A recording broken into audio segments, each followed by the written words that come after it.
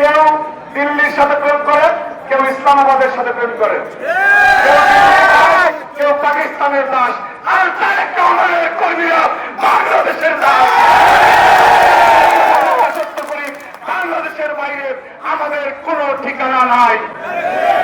যাই হোক, 5ই আগস্টে ছাত্রদল গণঅভ্যুত্থানের খুলনা সিনার বিদায় হয়ে গিয়েছে। এখন আমরা তো সবাই বিএনপি করি নাকি? ছাত্রদল, যুবদল এবং তারেক রহমানের সৈনিক আমরা। তারেক রহমান যে বক্তব্য দিচ্ছে, তারেক রহমান বাংলাদেশকে ব্যক্তিভাবে, সেই বিষয়টা আমাদেরকে বুঝতে হবে।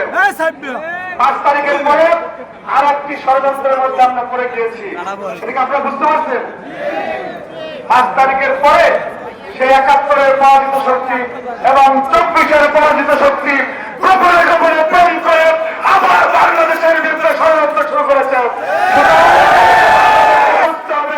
কোন পরাজিত শক্তি বাংলাদেশের পক্ষে শক্তি নাই। কেউ দিল্লির সাথে প্রেম করে, কেউ ইসলামাবাদের সাথে প্রেম করে, কেউ পাকিস্তানের দাস, আর তারেক রহমানের কর্মীরা বাংলাদেশের দাস। সত্য করি, বাংলাদেশের বাইরে আমাদের কোনো ঠিকানা নাই। আরেকটি কথা বলে শেষ করছি, শিবুল ভাই, আরেকটি কথা বলে শেষ করছি।